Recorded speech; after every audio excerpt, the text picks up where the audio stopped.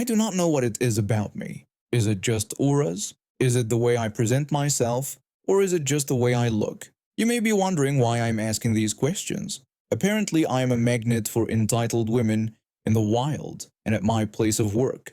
Due to my life as a graveyard shift employee at a hotel, my mornings are usually spent shopping for supplies to keep my aging 38-year-old butt from going insane and hungry. 2 months ago, I had what we in the hospitality business call a typical night. We never use the word quiet because it jinxes everything. No major issues. Everybody checked in with no hiccups. Essentially, an average normal night. In the morning, I decided to go to my local bullseye store for supplies. Unfortunately, my usual wall of marts was out of the supplies I needed. When I entered the grocery section, I got my necessary items with hardly any issues.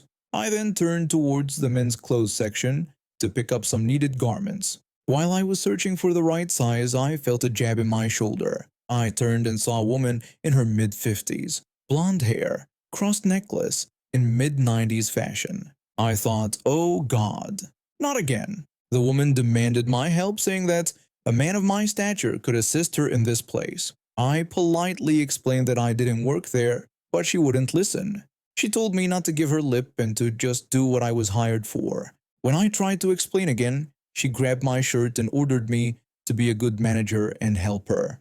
I noticed an old friend working in the jewelry section sat between me and the women's section. I called out to Jules and she greeted me back asking what was going on. Little did I know there were 6 other entitled women behind the first one now, and they were all staring right at me, almost as if they all wanted to talk to me and thought that I'm a manager there. Why? My normal work shirt is blue, but it was being washed, and I had gone to work wearing a deep red button-down shirt, darker than the usual bullseye red, but a very noticeable different shade of red. I smiled at Jules and decided on a genius plan. Jules knows that I have a mischievous streak and plays along. I asked Jules if she could help me with a demonstration. The woman was confused and demanded to know what I meant, insisting that I just help her and calling me a dumb manager. Jules tried to calm her down, assuring her that I had a reason. The group of entitled women put their hands on their hips and carefully watched as I stepped next to Jules. I asked them all to take a good look, pointing out that I was a man and Jules was a woman. The first woman stated that this was obvious. I then asked them to look at my shirt compared to Jules's, explaining that hers was a standard bullseye uniform while mine clearly wasn't, and my name tag showed a different business. I asked what they could conclude from this demonstration. The woman, now realizing her mistake, asked if I was a manager. Jules corrected her, saying that the man behind them was the manager, not me. All of the 7 entitled women turned around and saw the incredibly well-built mountain of a manager wearing the same color shirt as Jules. The manager asked if they would have to repeat the incident again, wondering if they had already forgotten what happened last time. Little did I know, this wasn't their first offense. The women then apologized to me for assuming that I am an employee and quickly dispersed. Jules joked that she might have to question her friendship with me, not wanting the curse of the entitled women to rub off on her. I laughed it off, telling her this wasn't the first time this had happened to me. Jules said she believed it, suggesting that something about me just screamed I work here even when I didn't. I complained about how ridiculous it was, pointing out my wrong-colored shirt, hotel name tag, and obvious exhaustion from working all night. Jules suggested it might be because I looked too helpful with a permanent customer service face. I admitted that 15 years in hospitality would do that to a person. The manager approached us still looking intimidating despite his friendly demeanor. He apologized for the incident, explaining that those ladies had been trouble for months, coming in as a group to harass any man they thought worked there. When I asked about what had happened last time, he explained that 2 of them had tried to get a male employee fired for not letting them skip the checkout line, requiring security to escort them out. He had warned them they'd be banned if they caused more trouble. Jules commented that it looked like they might be banned now, and the manager confirmed they definitely were, having already texted security who were waiting at the exits. I finished my shopping without further incidents, but while loading my car I saw the group of women being confronted by security in the parking lot. They were gesturing wildly and pointing toward the store, clearly trying to spin a tale about being mistreated. One of them spotted me and pointed in my direction. I quickly waved to the security guard and silently mouthed that I didn't work there while pointing to my hotel name tag. The guard nodded and turned back to the women with renewed skepticism. When I drove away, I saw the manager handing what appeared to be trespass notices to each woman. It seems their days of harassing retail workers at this particular bullseye store were finally over. Still, I wondered why I was such a magnet for these types. Maybe it was my customer service face, as Jules suggested, or maybe I just had bad luck. Either way, I hope my next shopping trip would be entitled Women Free, though somehow I doubted it. After all, they always seemed to find me, no matter where I went. I'm a senior cloud engineer working for a tech company in the Netherlands. The working culture here is completely different from what you might see in places like the United States. We get generous vacation time, 32 days per year in my case, and employers actually encourage work-life balance. During the COVID pandemic, I barely took any vacation. There wasn't much point sitting at home when I was already working from home. Travel was restricted, socializing was limited, and honestly, having work gave me structure during those weird lockdown days. Plus, working from home was actually less stressful than being in the office. Fast forward to this year, and I discovered I had accumulated a massive amount of vacation time. 390 hours, almost 10 weeks. And that's not even counting my new 32 days for this year. The problem? About 200 of those hours would expire by July 1st, according to Dutch law. In the past, I've been able to sell back unused vacation days for extra salary. Seemed like a win-win. The company wouldn't lose my productivity, and I'd get compensated for time I couldn't realistically take off. So I contacted Human Resources. Human Resources told me I needed to speak with my manager about selling my vacation hours. I emailed my manager explaining the situation, that I had 10 weeks of vacation built up, with 5 weeks set to expire soon. My manager responded that he would have to check with the CEO about my request. A few days later, I got a message directly from the CEO. The message explained that they care deeply about work-life balance and mental health, and that they encourage employees to use their vacation time rather than selling it back. The CEO emphasized that taking time off is important. I tried explaining again. I told the CEO that I understood the company's stance on work-life balance and appreciated it. I explained that this was an unusual situation due to COVID. I mentioned my already planned travel for 2 weeks, plus a long weekend trip, but pointed out that I still had 3 more weeks that would expire. I emphasized that it wasn't practical for me to take all this time off before July. The CEO simply replied that they believed it was good for me to take some days off and go on holiday, adding that my mental health mattered to them. It was clear they weren't listening to the scale of the problem. 5 weeks of mandatory vacation in the next few months while still doing my job properly? Impossible. So I decided to comply with their wishes maliciously. I scheduled a meeting with my line manager and the account manager who handled our biggest client, the one I was assigned to as their senior cloud engineer. In the meeting, I told them that I would be taking every Friday off from now until July. The account manager asked why I would be taking every Friday off. I explained that I had about 200 vacation hours that would expire by July 1st. I told them that since the company denied my request to sell them back, I needed to use them or lose them. I mentioned my already planned 3 weeks of actual vacation time, but pointed out that still left me with several weeks to use up. My line manager questioned whether I had considered the impact this would have on our client. I responded that this was exactly why I called the meeting. I explained that as a diligent employee, I wanted to discuss who should inform the client about this 20% reduction in my capacity. I suggested that one of them would probably want to handle this conversation since there's such an important account. I could see them exchanging looks as the reality sank in. Not only would the client be unhappy with reduced service, but the company would also be billing 20% less for my time. The account manager asked how many days exactly I had accumulated. I pulled up the system that showed my vacation balance. The account manager acknowledged what he saw and suggested that they could just pay out all my vacation days from 2022 and before. He explained that would clear the backlog and prevent this situation from happening again. The line manager agreed that this sounded reasonable and asked if that would work for me. I responded that it would be perfect, actually. Just like that, they approved paying out not just the 5 weeks I had originally requested, but all 10 weeks of my accumulated vacation time. I received an extra 2.5 months of salary, and I still have all my 32 vacation days for this year to use for actual relaxation. After graduation, my best friend from undergrad and I were looking for a place to rent in New Orleans. We found this awesome house and decided we needed a third roommate to make it work financially. My friend knew someone through his social circle who needed a place too. I didn't know her super well, but she seemed chill and responsible. For the first few months, everything was perfect. We all had our own lives and schedules, but when we did hang out, it was really fun. We cooked dinner together sometimes, have movie nights, or just chat over beers on the porch. My roommate and I both had steady jobs, and our female roommate worked at a local restaurant. We split expenses evenly, kept the place reasonably clean, and respected each other's space. Honestly, it was the dream roommate situation.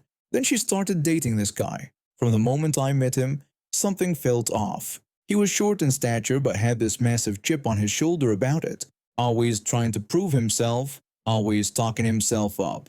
At first, he was just annoying but harmless. About a month into our lease, she came to us with a problem. Her boyfriend had been evicted from his apartment. She asked if he could stay with us just for a couple weeks while he found a new place. My roommate and I discussed it privately. My roommate asked me what I thought about the situation. I replied that it seemed fine since it would only be temporary and she had been a good roommate so far. My roommate agreed, saying it should be okay as long as the boyfriend was actively looking for his own place. We told her it was okay, and her boyfriend moved in the next day. That's when everything started to fall apart. Within days of moving in, her boyfriend lost his job. Then we found out he'd been dishonorably discharged from the military, something she had conveniently failed to mention. He spent most days sleeping until noon, then going out to gamble away what little money he had. And the drinking? My God, the drinking. Now this was New Orleans, so we all enjoyed our fair share of alcohol. But this guy was on another level. When he drank, he became a monster. One night around 3 a.m. I woke up to screaming. Her boyfriend was yelling loudly, calling her a stupid person and accusing her of doing something behind his back. She begged him to stop shouting because he would wake everyone up. He responded with vulgar language, saying he didn't care about her roommates at all. This became a regular occurrence. My roommate and I would exchange exhausted looks over breakfast while she pretended everything was fine. Then things got worse. My boyfriend at the time came over for dinner one night. Her boyfriend, already drunk by 6 p.m., took one look at him and started muttering racial slurs, just loud enough for us to hear. I confronted him about what he had said. He denied saying anything, claiming he was just talking to himself. My boyfriend suggested we should eat somewhere else, but I refused to leave, saying it was my house too. The next week, my roommate's gaming system was mysteriously broken after her boyfriend had been using it. When confronted, he denied everything. Her boyfriend claimed the system was already broken and blamed my roommate for buying cheap equipment. My roommate insisted it had been working perfectly fine the day before her boyfriend used it. Her boyfriend dismissed the accusation, saying it wasn't his problem. The final straw came when I returned home from work to find the house filled with smoke. Her boyfriend had put a pot on the stove, turned the burner on high, and then passed out on the couch. If I had been 10 minutes later, the whole place might have caught fire. My roommate and I decided we needed to have a serious talk with her. We wrote down all our concerns so we could stay focused and not get emotional. I started the conversation by telling her we needed to discuss her boyfriend because the situation wasn't working out. She asked me what I meant. My roommate explained that her boyfriend had been there for 3 months without looking for a job or his own place and was being destructive, dangerous, and disrespectful. I reminded her that we had agreed his stay would be temporary and asked when he was planning to leave. She defended him, saying he was trying, but it wasn't easy to find a place. My roommate questioned if he was even looking since it didn't seem like it. She accused us of being unfair and not understanding his rough situation. I told her we did understand, but it was affecting our lives too and we couldn't keep living like that. She insisted he had nowhere else to go. My roommate said that wasn't our problem, and we never agreed to this arrangement. The conversation went nowhere. She defended him at every turn, making excuses for his behavior. There was no resolution, no timeline for when he would leave. To make matters worse, the next month she couldn't make rent. She claimed her boyfriend had borrowed most of her money. She asked if I could cover her portion, promising to pay me back with her next paycheck. I reluctantly agreed, feeling trapped.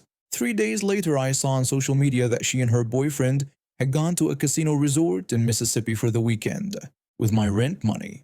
That was it. I've been working 2 full-time jobs to save up money, and with the 2008 housing market crash, prices were lower than usual. I decided to buy my own place. I told my roommate about my plan and he was completely on board to move with me. We also told our landlady, who understood completely after dealing with noise complaints about our roommates. The day we closed on the house happened to coincide with another of their gambling trips. It was a perfect opportunity. I called about 15 friends, including one who owned a massive truck with a flatbed trailer. My friend with the truck asked if we were really going through with this plan. I confirmed we absolutely were, since they would be gone all day. Another friend asked about their personal belongings. I explained we wouldn't touch anything in their room, but everything else in the house belonged to either me or my roommate.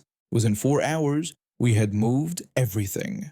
All the furniture, all the kitchen supplies, the TV, even the shower curtain and toilet paper. We left nothing but an empty house with one furnished bedroom. We switched all the utilities to my new address, paid our share of the remaining lease to the landlady, and left a note on their bedroom door explaining that we had moved out. When they returned that night, they walked into a completely empty house. My roommate and I were already settled into our new place when my phone started blowing up. She texted me in all caps, demanding to know what I had done. I replied that we had moved out and everything we took belonged to us. She responded that we couldn't just leave them there with nothing. I explained that we actually could since we had paid our share of the rent through the end of the lease, and what they did now was up to them. Her boyfriend threatened to call the police, claiming what we did was illegal. I told him to go ahead because nothing we took belonged to him. I blocked their numbers after that. We never saw or heard from them again, and it was the most satisfying ending possible to a nightmare living situation. This happened 10 years ago. My name for this story is Larissa, though that's not my real name.